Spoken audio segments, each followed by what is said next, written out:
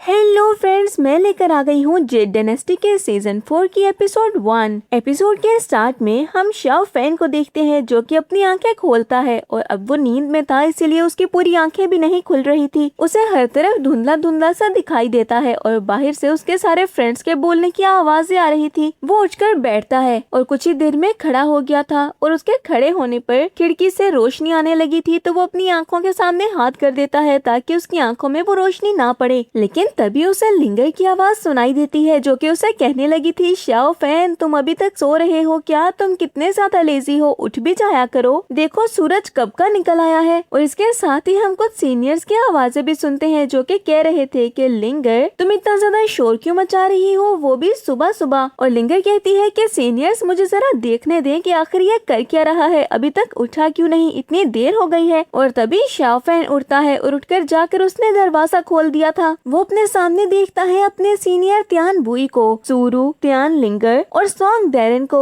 जो कि अपने सामने शाओ फैन को देखते हुए कहने लगे थे, अरे शाओ फैन तुम उठ गए हो। शाओ फैन खड़ा भी ये सब देख ही रहा था कि अचानक से एक झोंका आता है और सब कुछ बदल गया था। उसके सामने वो सब लाशों की तरह पड़े थे। शाओ फैन आगे की तरफ भागता है ताकि वो देख सके कि आखिर ये हुआ क्या। हर तरफ रेड कलर की एक एनर्जी फैल गई थी और शाओ फैन को भी वही एनर्जी रोक लेती है और ऐसा लग रहा था कि जैसे किसी चीज ने उसे पूरी तरह से जकड़ लिया हो। वो अपने सामने उन सबको देखता है अपने से दूर होते हुए। वो चीखता है, चिल्लाता है, लेकिन वो कुछ भी नहीं कर पाता। उसके पास है लूशू। शी उससे दूर जाने वाली थी। वो लूशू का हाथ पकड़ता है, उसे रोकने की कोशिश की थी कि वो उससे दूर न जाए, लेकिन कुछ ही देर में लूशू का हाथ भी उसके हाथ से छूट गया था और वो भी उससे दूर चली जाती है। शाओ फैन के मुंह पर उसी रेड कलर की एनर्जी ने अपना हाथ रख दिया था। शाओ फैन सबको रोकने की कोशिश करता है लेकिन वो किसी को रोक नहीं पाता और बस चिल्लाता रह जाता है। जिसके बाद हमारा सीन चेंज होता है और हम देखते हैं शिंगजुन सेट के बाहर शाओ फैन को, और कुछ सोचते हुए कहने लगा था कि जब तक बीस्ट गॉड जिंदा है मेरे लिए एक क्लैस्ट्रोफोबिक थ्रेट की तरह है। मुझे ऐसे नाइटमेयर्स क्यों आ रहे हैं मैं समझ नहीं पा रहा, लेकिन ऐसे नाइटमेयर्स को मैं बिल्कुल भी सच नहीं होने दूंगा चाहे कुछ भी हो जाए। और दूसरी तरफ हम देखते हैं एक डॉग और मंकी को जो के खेलते हुए एकेडमी की तरफ बढ़ रहे थे। सब स्टूडेंट्स आपस में लिंगर के बारे में ही बात कर रहे थे। तभी वो एक रूम की तरफ बढ़ते हैं और सामने देखते हैं डॉग और मंकी को जो कि आपस में खेलते हुए पूरे रूम की तबाही कर चुके थे। डॉग ने एक प्लेट टेबल से नीचे की तरफ फेंक दी थी, तो एक स्टूडेंट भागता है ताकि वो उस प्लेट को टूटने से बचा सके और छलांग मारते हुए उसने वो प्लेट तो बचा ही ली थी, लेकिन तभी वो डॉग उसके बाजू पर छलांग मार देता है जिससे वो प्लेट उसके हाथ से छूटती है और दूसरी तरफ जाकर गिर के वो टूट गई थी। दूसरी तरफ हम बाकी स्टूडेंट्स को देखते हैं कि वो भी मंकी को पकड़ने की कोशिश करने लगे थे, लेकिन वो मंकी हर चीज को खराब करता हुआ उनके हाथों से बचकर भाग रहा था और आहिस्ता आहिस्ता टेबल पर पड़ी सारी चीजों को वो मंकी गिराने लगा था जिसमें बहुत से वेस्ट शामिल थे। स्टूडेंट्स उन सारी चीजों को पकड़ते हैं ताकि उनमें से कुछ भी टूट ना जाए और हर चीज के कैच करने पर कहने लगे थे कि मैंने कैच कर लिया, मैंने कैच कर लिया। और ऐसा लग रहा था कि जैसे वहाँ पर वो किड खेल रहे हो और किसी को आउट किए जा रहे हो कैच करते हुए। मंकी उन सबको परेशान करते हुए वहाँ से भागता है, लेकिन किसी के पाँव से टकराकर वो गिर गया था और जैसे ही उस पर्सन की शक्ल की तरफ देखता है तो उस मंकी की भी हवाइयाँ उड़ गई थी, क्योंकि वहाँ पर कोई और नहीं बल्कि सीनियर त्यान बुई खड़े थे। सारे स्टूडेंट्स सीनियर को देखते हुए जल्दी से सारी चीजें रखकर उनको ग्रीट करने लगे थे और तभी डॉग और मंकी वहाँ से फौरन भाग जाते हैं। स्टूडेंट्स उनका पीछा करने लगे थे, लेकिन सीनियर त्यान बुई उनको रोकते हुए कहते हैं कि कोई जरूरत नहीं है, खेलने दो उनको। तभी मंकी और वो डॉग सूरू के पास से गुजरते हैं और उनको देखते हुए सूरू भी अंदर आ गई थी। जिसके बाद उन स्टूडेंट्स की क्लास लगने वाली थी। वो स्टूडेंट्स सब एक दूसरे से पूछते हैं कि क्या तुमने सीनियर को इस बारे में बताया, लेकिन किसी ने भी सीनियर को नहीं बताया था। और तभी सीनियर एक क्वेश्चन करते हैं कि क्या मंकी और डॉग के अलावा तुम लोगों ने किसी और को यहाँ पर देखा। इस पर सीनियर काफी ज्यादा परेशान हो गए थे और सब स्टूडेंट्स को कहते हैं कि तुम लोग यहाँ से जा सकते हो। सब स्टूडेंट्स सीनियर को ग्रीट करते हुए फौरन ही वहाँ से चले गए थे और उनके जाने के बाद त्यान बुई सूरू से बोलते हैं कि क्या तुम्हें लगता है कि शाओ फैन। ये कहते हुए वो चुप कर जाते हैं, लेकिन फिर खड़े होकर सूरू से थोड़ा सा दूर होकर दोबारा से कहने लगे थे, मुझे लगता है कि शाओ फैन यहीं कहीं आसपास है, हमारे नजदीक ही। और सूरू इसके जवाब में कहने लगी थी कि वो बहुत ही ज्यादा इमोशनल पर्सन है, ये बात तो आप भी जानते हैं ना त्यान बुई। अगर वो आपको देखने के लिए यहाँ पर आया होगा तो इसमें कोई अजीब बात नहीं है और मुझे ये बिल्कुल भी स्ट्रेंज नहीं लगेगा, लेकिन मुझे लगता है कि उसके स्टेटस की वजह से वो अपना फेस आपको कभी भी नहीं दिखाएगा। वो दूर दूर से आपको देखेगा लेकिन आपके सामने नहीं आएगा। वो मुझे पता है कि आप किस बात के लिए परेशान हो रहे हैं और ये कहते हुए चाय का कप सुरु ने टेबल पर रख दिया था। बाहर वो इल्यूजन मून के बेशक उसको बहुत ज्यादा जख्मी कर दिया गया था और उसको जख्मी किया था ज़ूशियान स्वर्ड ने, लेकिन वो फिर भी बच गया था। वो जिंदा है इस वक्त और मैंने तो कुछ रूमर्स ये भी सुने हैं कि उसके एलाइज ने उसको रेस्क्यू भी कर लिया है। और जब डैरन ने ये बात हमें बताई थी तो उसने ये भी बताया था कि शाओ फैन के साथ ग्रे नहीं था। जरूर शाओ फैन को कोई खतरा नजर आया होगा तो इसीलिए उसने ग्रे को पीछे छोड़ दिया था कि ग्रे को कोई भी नुकसान न हो शाओ फैन की वजह से। और अब क्योंकि ग्रे डेजो पार्क वापस आ चुका है तो क्या ये बात प्रूव हो जाती है कि शाओ फैन के दिल में अभी भी ये घर की तरह है और इसको वो घर ही समझता है और हम सबको अपने अपने। तियानबुई वहाँ से थोड़ा सा आगे बढ़ते हैं और कहने लगे थे कि ये लड़का कभी नहीं सुधरेगा। सुरु कहती है कि कुछ कहा आपने, तो वो आगे बढ़ने ही वाले थे कि एप्पल पर पाँव आते हुए उनका पाँव स्लिप होने ही वाला था और वो गिरते गिरते बचते हैं और खुद को संभाल कर फौरन से सही होकर खड़े हो गए थे और फिर गुस्सा करते हुए कहते हैं ये स्टूपिड मंकी, ये सब इसकी वजह से हुआ है। और सुरु उनको देखते हुए हंसने लगी थी। बाहर जाते हुए तियानबुई मंकी और उस डॉग को धमकियां देते हुए कहने लगे थे कि अगर दोबारा तुम रूम में आए तो देखना मैं तुम्हारा क्या हश्र करता हूँ। और मंकी और वो डॉग तियानबुई को चिढ़ाते हैं और उनको ऐसे चिढ़ाता देखकर तियानबुई और भी ज्यादा गुस्से में आ जाते हैं और कहने लगे थे क्या तुम जानते हो कि इसे बगावत कहते हैं, तुम बगावत कर रहे हो मेरे साथ। और ज्यादा गुस्सा होते हुए वो डॉग से कहने लगे थे कि अब एक कुत्ता मुझ पर भौंकेगा और मुझ पर जंप करेगा, दफा हो जाओ यहाँ से। जिसके बाद वो बिशु को बुलाते हैं और बिशु से कहने लगे थे कि यहाँ पर आओ, तो वो भागते हुए फौरन ही वहाँ पर आ गया था बिजली की सी तेजी से और कहता है कि जी मास्टर बताएं क्या हो गया, आप मुझे बताएं। तो तभी तियानबुई कहते हैं कि इस डॉग को यहीं पर खत्म कर दो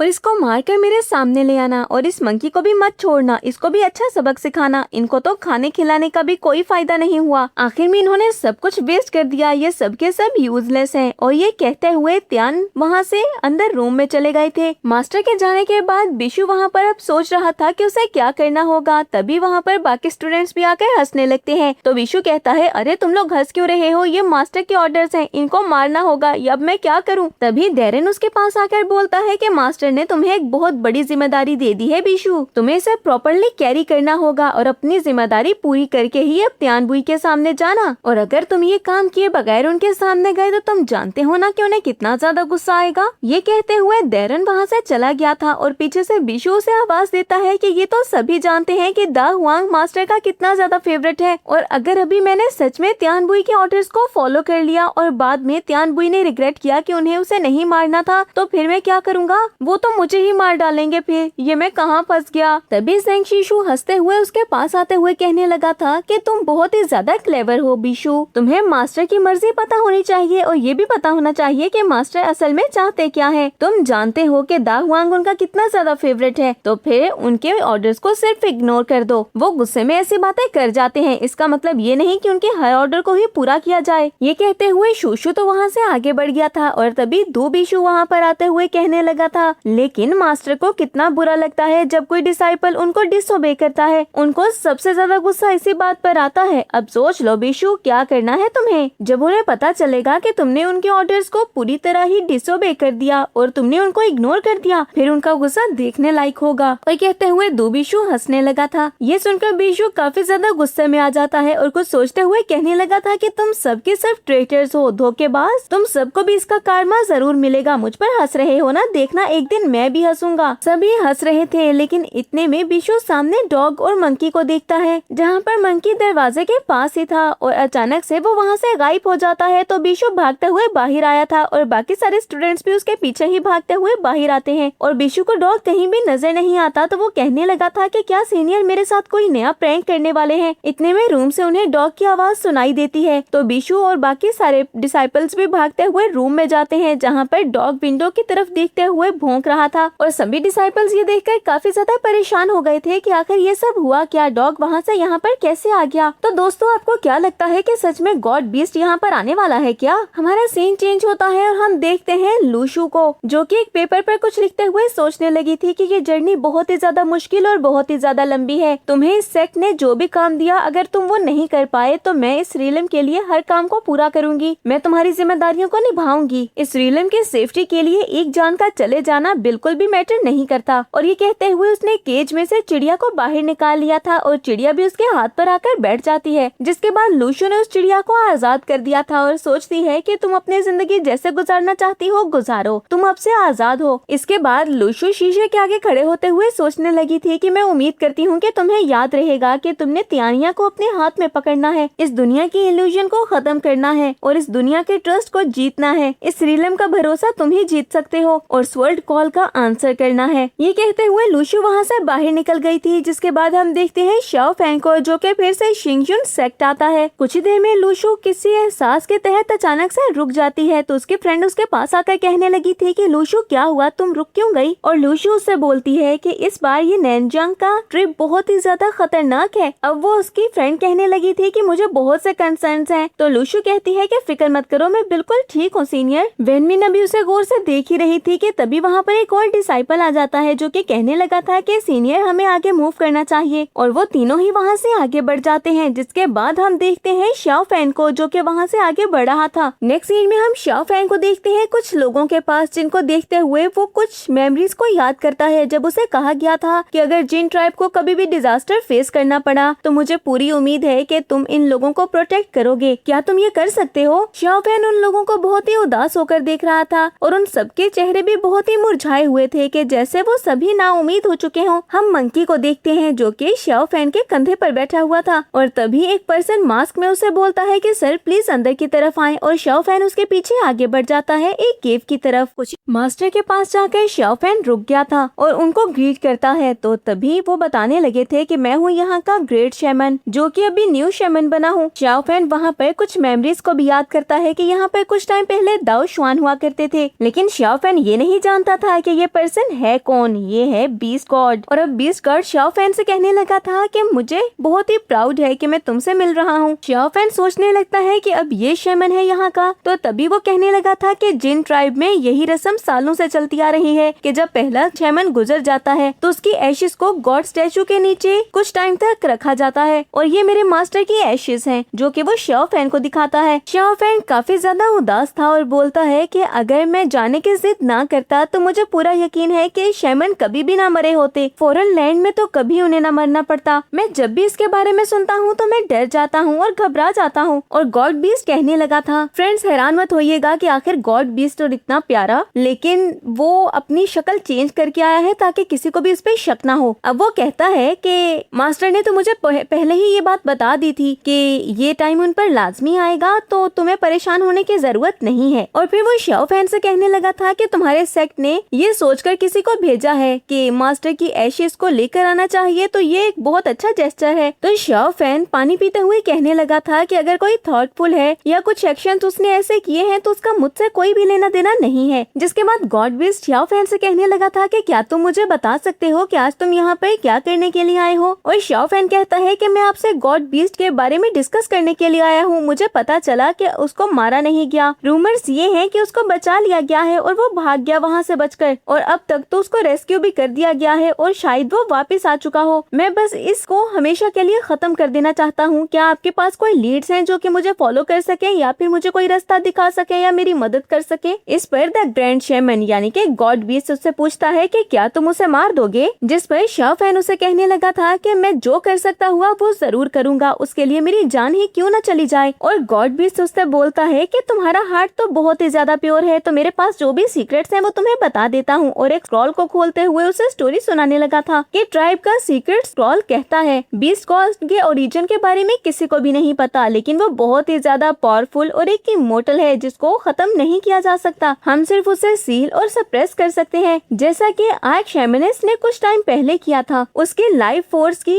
एक ही रिसोर्स है और वो है 5 आर्टिफैक्ट। अगर तुम उनको सील कर सकते हो तो बीस्ट गॉड दोबारा अपने स्लम्बर में वापस चला जाएगा, लेकिन ये सब करना आसान नहीं होगा। क्या तुम जानते हो कि आर्क शेमनेस ने ये सब कैसे किया था? उन्होंने बहुत से सीक्रेट टेक्निक्स को यूज किया था और उसके साथ ही सेवेज फ्लेम सर्कल को। क्या तुम उस सर्कल को ढूंढ सकते हो? और शाओ फैन ये सब सुनते हुए सोचने लगा था कि मुझे फेनशांग वैली विजिट करना होगा। और तभी द ग्रैंड शेमन यानी कि बीस्ट गॉड बताने लगा था कि हमें पता चला है कि उस आर्क शेमनेस ने उस बीस्ट गॉड को एक डीमन केव सीलिंग में कैद कर दिया था, वो भी हजारों साल पहले माउंटेन्स में। हो सकता है कि उस केव में तुम्हें कोई भी क्लू मिल जाए उस डीमन के बारे में, तुम्हें वहाँ पर जाना चाहिए। तभी शाओ फैन उनको ग्रीट करते हुए अपने मंकी को लेकर वहाँ से जाने लगा था, लेकिन अचानक से रुकता है और फिर कहता है कि शिली विलेज में इतना बड़ा डिजास्टर आ गया, बहुत सी फैमिलीज ने अपने घर तबाह कर दिए। अपनी बर्बादी उन्होंने अपनी आंखों से देखी। इतनी सारी फैमिलीज बर्बाद हो गई, लेकिन आपकी आंखों में उनके लिए जरा भी रहम क्यों नहीं है, यहाँ तक के सैडनेस भी नहीं। ये बात सुनते हुए ग्रैंड शैमन कहने लगा था कि जो इन्हें मरना था वो मर चुके हैं और जो जिंदा हैं उन्हें अभी जिंदा रहना है। अगर मैं मरते हुए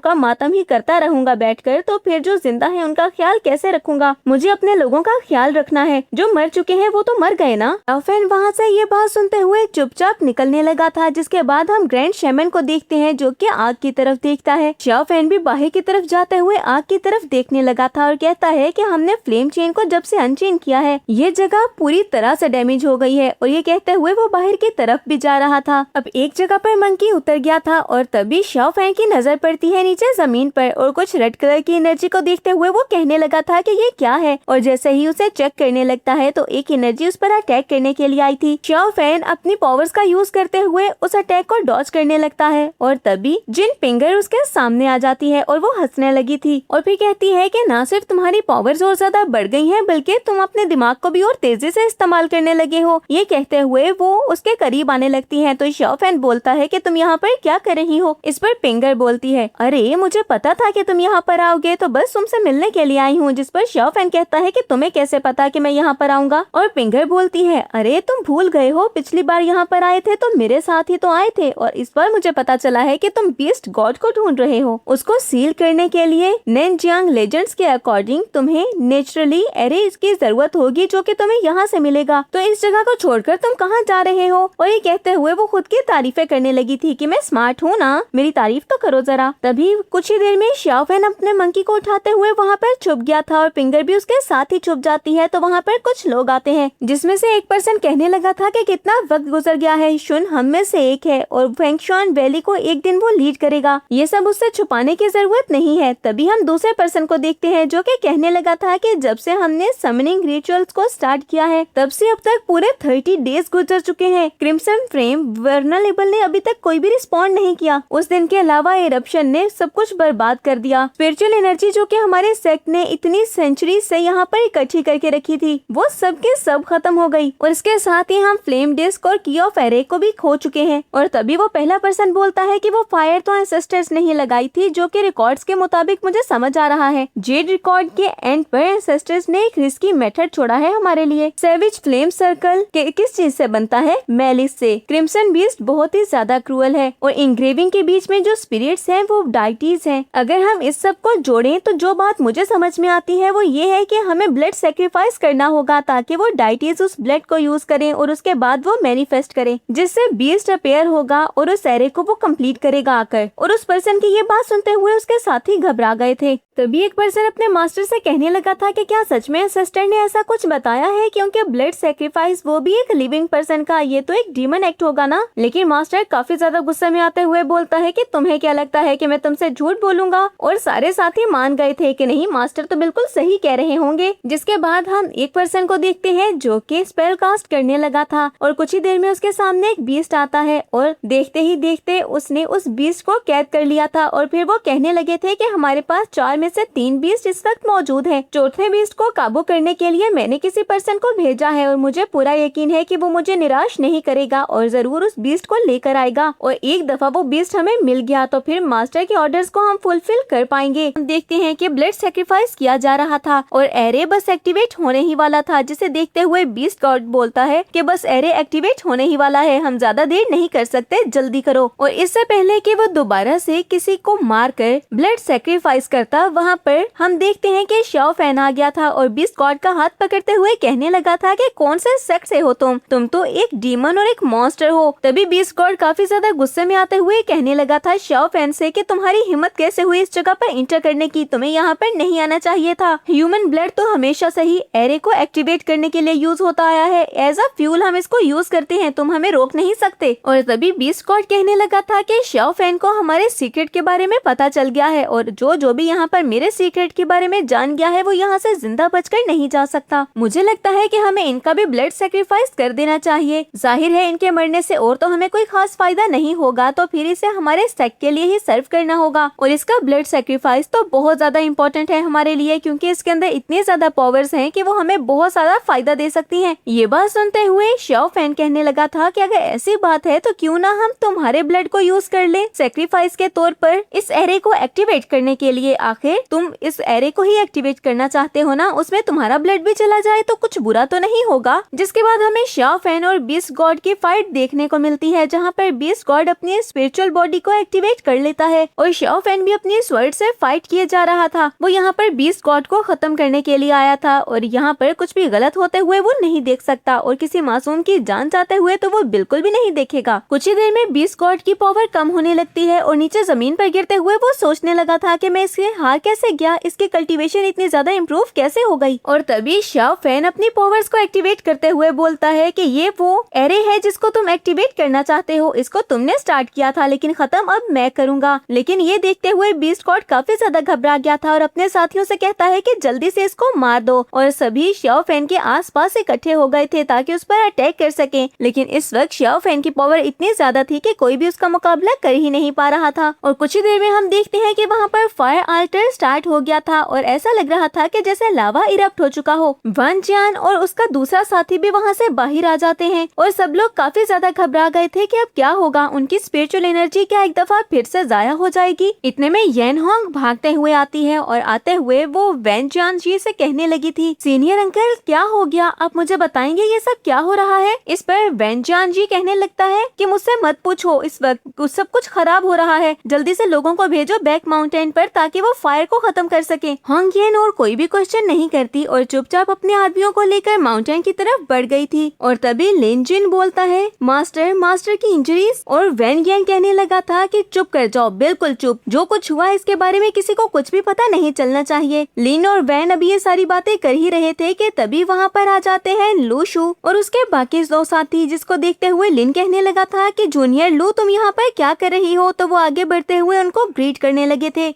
दूसरी तरफ हम देखते हैं शाओ फैन को जो कि आगे बढ़ रहा था पिंगर के साथ और पिंगर कहने लगी थी कि ये सब तो कमाल का था जो तुमने अभी किया है। और शाओ फैन कहता है कि तुम्हारी एस्केप टेक्निक्स पहले से भी ज्यादा अच्छी हो गई हैं। ये सुनते हुए पिंगर कहने लगी थी कि अपनी टेक्निक्स के साथ तुमने उनका अकेले ही मुकाबला कर लिया, ये तुम्हारे लिए बहुत आसान था। और शाओ फैन उससे क्वेश्चन करता है कि तुम मुझे फॉलो क्यों कर रही हो। और पिंगर बोलती है कि मैं तो बस बीस्ट गॉड के बारे में जानना चाहती हूँ कि उसे कहाँ पर सील किया गया है, उसे केव के बारे में जानना चाहती थी, इसीलिए मैंने तुम्हारा पीछा किया। शाओ फैन पिंगर की तरफ देखता है लेकिन उसे कोई भी जवाब नहीं देता और वो चुपचाप आगे बढ़ गए थे। रात में हम देखते हैं पिंगर को जो कि शाओ फैन से कहने लगी थी कि मैंने कभी सोचा भी नहीं था कि नैनजियांग इतना ज्यादा वास्ट होगा। वैसे ये बोला जाता है कि 100,000 माउंटेन ने बहुत सारे बीस्ट को छुपा कर रखा है। अपने सामने जरा उस ब्लैक पीक को देखो और जरा उसके बेस में देखो, वहाँ पर है डीमन सीलिंग केव। नेक्स्ट सीन में हम देखते हैं शाओ बाई को जो कि उस केव के अंदर गई थी और सामने एक ताऊती उसे देखते हुए गुस्सा करने लगा था। तो वो बोलती है कि तुम्हारा ताऊती मुझे कुछ खास पसंद नहीं करता। और सामने चेयर पर बैठा पर्सन बोलता है कि फिक्र मत करो, इसे इंसान कुछ ज्यादा पसंद नहीं है। और शाओ बाई कहती है कि क्या ये मुझे इंसान समझ रहा है। और चेयर पर बैठा पर्सन बोलता है कि अरे इतने 1000 साल इसीलिए तो कल्टीवेशन की है, अगर मेरे नाम के साथ इंसान जुड़ रहा है या फिर मैं तुम्हें इंसान बोल रहा हूँ तो तुम्हें तो खुश होना चाहिए। और शाओ बाई बोलती है इंसान क्या ही अच्छा होता है, इंसानों में ज्यादा से ज्यादा उनकी लाइफ स्पैन 100 साल की ही होती है, इससे ज्यादा तो वो जिंदा भी नहीं रह पाते। और वो अपनी वो जिंदगी भी सिर्फ फेम के पीछे गुजार देते हैं या फिर अपनी किस्मत को खोजते खोजते। और चेयर पर बैठा पर्सन जो कि फ्रेंड्स कोई और नहीं बल्कि बीस्ट गॉड ही था, वो बोलता है कि कौन जानता है कि मेरा ड्रीम था एक दफा इंसान बनना। और शाओ बाई कहती है कि तुम तो इस दुनिया में बुरी नियत के साथ ही पैदा हुए थे और इस दुनिया में तुम सबसे ज्यादा यूनिक हो, एक इमोर्टल जिसको कोई भी खत्म नहीं कर सकता। अगर तुम चाहो तो तुम तो हमेशा जिंदा रह सकते हो, हर तरह के टाइम को देख सकते हो, टाइम को चेंज होता देख सकते हो, सब कुछ कर सकते हो तुम। फिर भी तुम्हें ह्यूमन बनना है और मोर्टल्स की तरह जिंदगी गुजारनी है और तुम ड्रीम करते हो कि तुम उनकी तरह बन जाओ। तुम पागल हो गए हो क्या? वो बूढ़ा आदमी दाओ शुआन, उसने क्या किया है? तुम्हारे सर पे कोई चोट तो नहीं दे दी उसने? तभी बीस्ट गॉड कहता है कि मैं इस दुनिया में आ पाया और ये सब कुछ कर पाया, मुझे कॉन्शियस मिली ह्यूमंस की एक्टिविटीज की वजह से। ये बात सुनते हुए शाओ बाई कुछ हैरान हैरान हो जाती है और कहती है क्या कहा तुमने। और बीस्ट गॉड उसे बताने लगा था कि उसने मुझे क्रिएट किया शमेंटिक आर्ट से, पूरी दुनिया की बददियानती और धोखे को इकट्ठा करके, और उसके बाद उसने मुझे रिफाइन किया। जब मैं इस दुनिया में आया तो वो पहली थी जिसको मैंने देखा। वो बहुत ही ज्यादा प्यारी थी और मुझे बहुत ही ज्यादा पसंद थी, लेकिन फिर मैंने खुद को देखा तो मैं बहुत ही ज्यादा टेरिफाइंग था। मैं बड़ा होता गया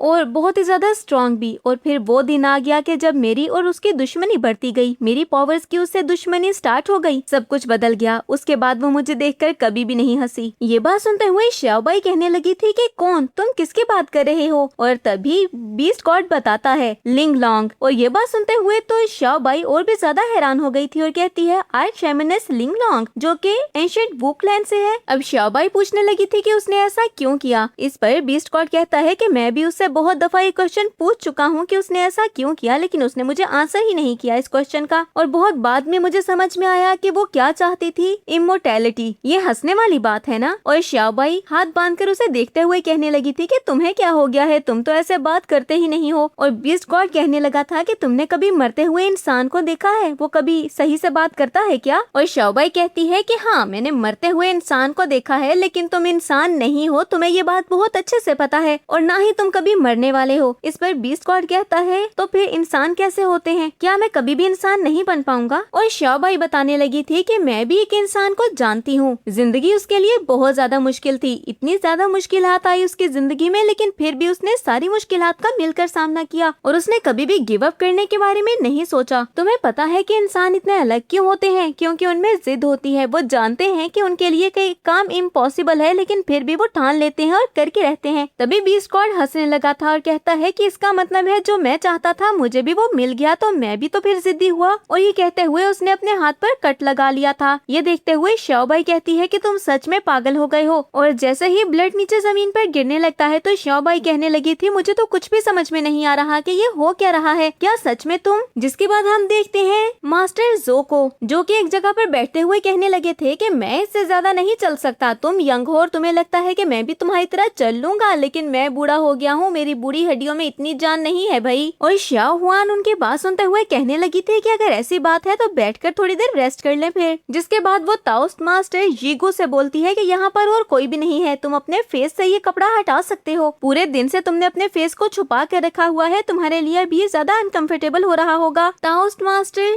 यीगू अपने फेस से वो कपड़ा हटाते हुए कहने लगा था कि मैं बिल्कुल ठीक हूँ, तुम पूरा दिन रिफ्यूजीज की हेल्प करती रही हो तो तुम काफी ज्यादा थक गई होगी। और मास्टर जो कहने लगे थे कि हाँ ये तो बहुत ही ज्यादा रहमदिल है, इतनी ज्यादा रहमदिल कि हमारा सारा खाना इसने बाकी सबको दे दिया और अब हम भूखे मरेंगे। इस पर श्याओ हुआन ग्रैंडपा के पास आते हुए कहने लगी थी कि हम तो बिल्कुल ठीक हैं, लेकिन देखें उन बेचारों ने कुछ भी नहीं खाया था, वो भूखे थे। इस पर ग्रैंडपा जो कहते हैं कि अब मैं भूखा हूँ और मैं भूख से मर जाऊंगा, तुम्हें इसकी फिक्र नहीं है क्या। तभी मास्टर यीगू कहने लगा था कि आप लोग यहाँ पर रेस्ट करें, मैं जरा चेक करके आता हूँ कि शायद मुझे खाने के लिए कुछ मिल ही जाए। अब यीगू अपने फेस पर दोबारा से कपड़ा डालते हुए वहाँ से चला गया था, ये कहते हुए कि मेरा इंतजार करना और यहाँ से कहीं मत जाना। और श्याओ हुआन भी उसे थैंक यू बोलती है कि आप हमारे लिए इतनी मदद कर रहे हैं और हमारे लिए इतना कुछ कर रहे हैं। रात में हम देखते हैं कि यीगू वापस आता है मछली लेकर और कहने लगा था कि मैं खाना लेकर वापस आ गया, लेकिन वहाँ पर तो कोई भी नहीं था और वो सोचता है कि ये लोग कहाँ पर चले गए और काफी ज्यादा घबरा गया था। लेकिन वहाँ पर कुछ साइंस को देखते हुए उसे समझ आता है कि उन पर अटैक हो गया है डिमोनिक बीस्ट का। और दूसरी तरफ हम ग्रैंडपा जो और श्याओ हुआन को देखते हैं जो कि फाइट करने की कोशिश कर रहे थे। वहाँ पर और भी बहुत सारे लोग मौजूद होते हैं और बीस्ट अचानक से अटैक करने के लिए आता है तो श्याओ हुआन ने ग्रैंडपा को एक तरफ धक्का दे दिया था उनको बचाने के लिए। लेकिन इससे पहले कि बीस्ट श्याओ हुआन पर अटैक करता, वहाँ पर यीगू आकर उस डिमोनिक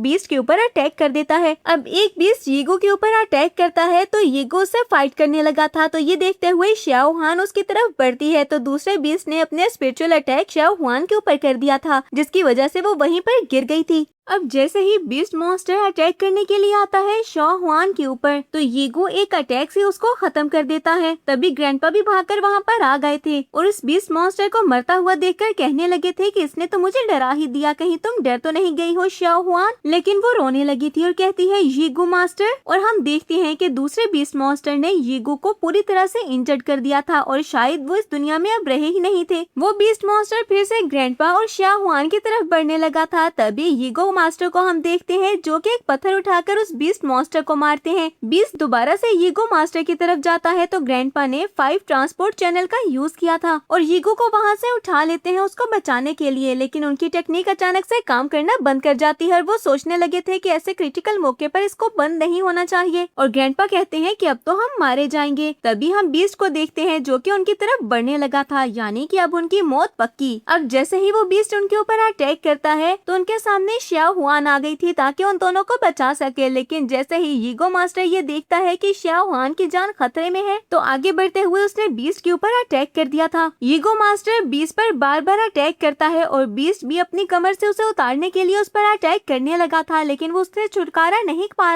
रहा था। अब वो बीस्ट इंजर होकर नीचे जमीन पर गिर जाता है और उसको इंजर्ड देखकर श्याओ हुआन जल्दी से एक नुकीली लकड़ी उठाकर अटैक करने के लिए दौड़ती है और बाकी सब लोग भी भागने लगे थे उस बीस्ट को मारने के लिए। वो बीस्ट तो मर जाता है लेकिन यीगो मास्टर उनके नीचे आ गया था। सब मिलकर उस बीस्ट को हटाते हैं ताकि वो यीगो को रेस्क्यू कर सकें, लेकिन यीगो उन्हें कोई रिस्पॉन्स ही नहीं करता और ये देखते हुए तो श्याओ हुआन काफी ज्यादा मायूस हो गई थी और वो रोते हुए कहती है कि मास्टर को क्या हो गया, ये उठ क्यों नहीं रहे हैं। और जब उसे इस बात का यकीन हो गया था कि उसके मास्टर उसे छोड़कर चले गए हैं तो वो इतनी जोर से चिल्लाती है कि वहाँ के सारे परिंदे भी उड़ गए थे। तभी ग्रैंडपा उसकी आंखें बंद करते हुए कहने लगे थे कि हम इसको वापस नहीं ला सकते हैं, इस वक्त हमें इसको प्रॉपर बरियल देना होगा। ये कहते हुए ग्रैंडपा वहाँ से पीछे की तरफ मुड़ गए थे और श्याओ हुआन खड़ी होती है और खड़ी होकर उसने गुस्से से अपनी मुट्ठियों को बंद किया था और फिर कहती है मैं इनको जिंदा करके रहूंगी, मैं उनको बचाऊंगी। ये बात सुनते हुए ग्रैंडपा वहीं पर रुक गए थे और काफी ज्यादा शॉक हो जाते हैं।